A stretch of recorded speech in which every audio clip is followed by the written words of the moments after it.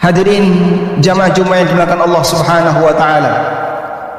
Nabi sallallahu alaihi wasallam menyebutkan dalam hadis yang diriwayatkan oleh Bukhari dan Muslim dari sahabat Abdullah bin Mas'ud radhiyallahu anhu, Rasulullah sallallahu alaihi wasallam bersabda, ada di antara manusia yang dia berusaha untuk memilih sikap yang jujur, lalu Allah Subhanahu wa taala mencatat dirinya menjadi orang yang jujur.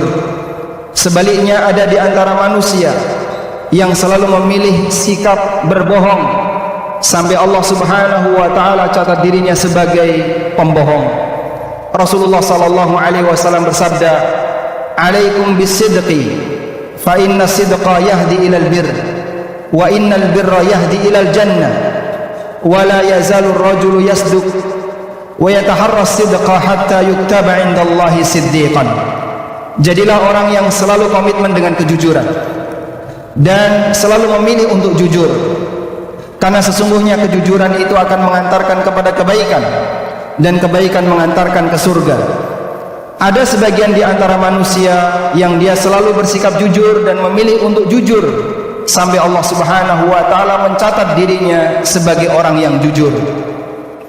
Kemudian Nabi sallallahu alaihi wasallam berikan peringatan, "Iyyakum wal kadhib, fa innal kadhiba yahdi ilal fujur, wa innal fujura yahdi ilan nar."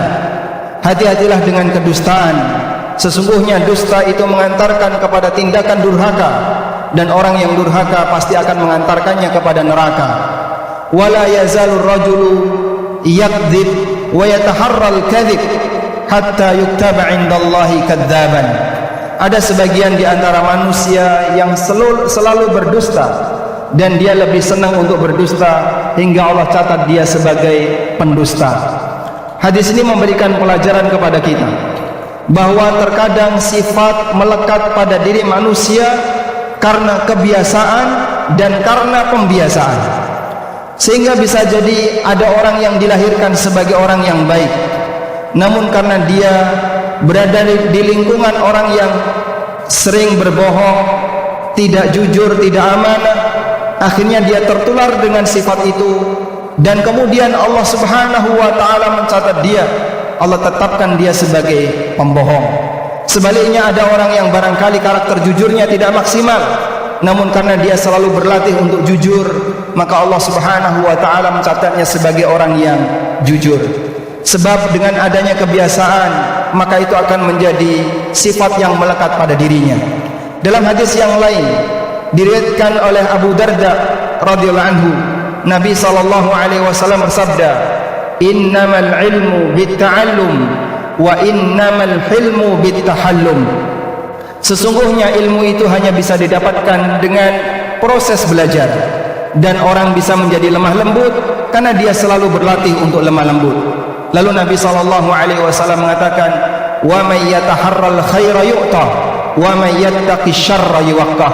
Siapa yang selalu berusaha untuk memilih yang baik, maka Allah akan anugerahkan kepadanya sifat yang baik. Sebaliknya barang siapa yang berusaha untuk menghindari keburukan, maka Allah Subhanahu wa taala akan jauhkan dirinya dari sifat keburukan. Jamaah dimakan Allah Subhanahu wa taala, kita masih memiliki PR yang sangat besar berkaitan dengan keberadaan sebagian instansi, baik di dunia pemerintahan maupun di dunia swasta, di mana mereka membiasakan dalam instansi itu kedustaan dan kebohongan. Ada aneka kwitansi yang tidak ada isinya, ada juga bentuk perjalanan dinas yang sebenarnya itu hanya fiktif, ada juga bentuk rapat yang tanda tangannya tidak pernah hadir, dan aneka kedustaan yang lainnya. Dan yang namanya kedustaan pasti menuntut kedustaan berikutnya, karena ketika seseorang ingin menutupi kedustaan, maka dia harus berdusta berikutnya. Karena itu Nabi sallallahu alaihi wasallam mengatakan, "Iyyakum wal kadhib, fa innal kadhiba yahdi ilal fujur." Hati-hatilah dengan kedustaan, karena satu kedustaan akan mengantarkan manusia kepada al-fujur. Apa yang dimaksud dengan al-fujur? Syarah yang disampaikan oleh para ulama, al-fujur adalah al-imbi'ath ilal ma'asi, semangat untuk selalu menjaga maksiat, sehingga manusia menjadi orang yang istiqamah berbuat maksiat, awalnya adalah karena dia suka berdusta. Sehingga kemudian ketika kedustaan itu harus selalu ditutupi, maka ada satu orang yang barangkali jujur di tempat itu, dia ada dua pilihan. Yang pertama, dia harus ikut arus sebagaimana yang lainnya, sehingga dia harus berbohong sebagaimana yang lain untuk menutupinya. Atau yang kedua, dia harus lebih memilih untuk menyingkir agar tidak bercampur bersama mereka. Dan subhanallah, satu kedustaan menyusul kedustaan berikutnya sampai akhirnya menjadi sebuah sistem. Kalau sudah jadi sebuah sistem, benarlah apa yang dikatakan oleh Nabi sallallahu alaihi wasallam, "Wala yazalu ar-rajulu yakdzib wa yataharra al-kadzib hatta yuktaba 'indallah kadzdzaban." Dan ada orang yang dia terus berdusta. Sistem ini terus berdusta dan lebih memilih untuk dusta, sehingga dari satu generasi ke generasi berikutnya selalu kebiasaan itu isinya berdusta. Junior diajari oleh seniornya untuk berdusta. Akhirnya begitu generasi ganti, ternyata sistem itu tidak hilang. Dusta berlanjut dengan dusta berikutnya. Dalam sebuah lingkaran seperti ini, sampai kapan akan berhenti? Dan sebenarnya banyak di antara mereka yang sudah merasa risih. Namun karena itu sudah menjadi sistem, ditakdirkan oleh Allah, tercatat karena kebiasaannya menjadi sebuah karakter yang melekat pada dirinya. Hadirin yang dimuliakan Allah Subhanahu wa taala, kita tahu bahwasanya yang namanya berdusta enggak ada satupun agama yang membenarkannya. Islam tidak pernah membenarkan kedustaan. Agama yang lain juga tidak ada yang membenarkan kedustaan. Meskipun orang yang melakukannya sangat banyak dan mereka adalah manusia yang beragama. Kenapa demikian? Salah satu di antara penyebabnya adalah kesadaran yang lemah akan dampak buruk dan akibatnya. Karena itu Nabi sallallahu alaihi wasallam mengingatkan dalam banyak sekali hadis akan bahaya kedustaan. Dalam sebuah hadis riwayat Bukhari Muslim, Rasulullah sallallahu alaihi wasallam mengingatkan, "Ala unabbiukum bi akbaril kabair." Maukah kutunjukkan kepada kalian dosa yang sangat besar? Kemudian sahabat mengatakan, "Bala ya Rasulullah." Tentu ya Rasulullah. Kemudian Nabi sallallahu alaihi wasallam bersabda, "Al-isyraku billah wa uququl walidain wa qauluz zur wa syahadatuz zur." Dosa-dosa besar itu adalah pertama berbuat syirik kepada Allah. Yang kedua durhaka kepada kedua orang tua.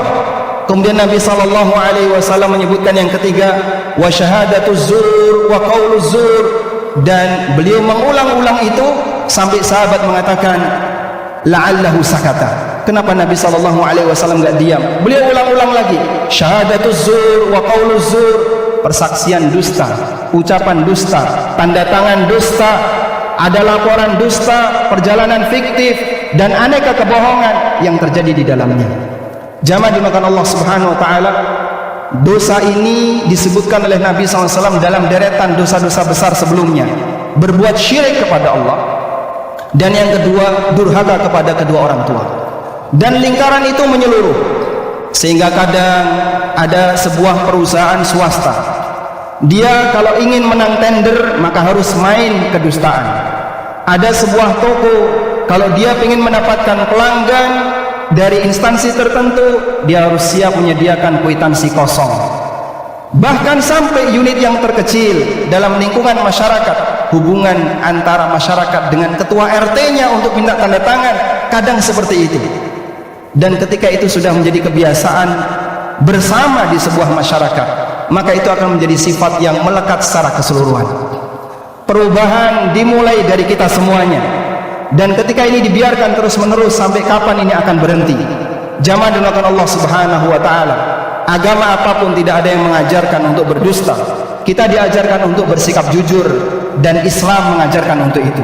Maka kita sangat yakin bahwa ajaran agama Islam ketika disampaikan di tengah masyarakat tidak akan mungkin merugikan instansi manapun, baik instansi swasta apalagi milik negara.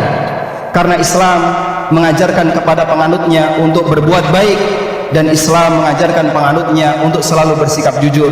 Kita memohon kepada Allah, semoga Allah memperbaiki hati seluruh kaum muslimin, dan mereka memiliki rasa takut terhadap akhirat, sehingga dia sadar akan dampak buruk dari setiap kedustaan yang dia lakukan. Sebab hidup tidak sekali, ada kehidupan yang kedua. Di kehidupan yang kedua itu, kata Ali bin Abi Thalib, fi hisabun wala amal, isinya hanya hisab dan tidak ada amal. Demikian sebagai khutbah yang pertama. Aqulu qauli hadza wa astaghfirullah.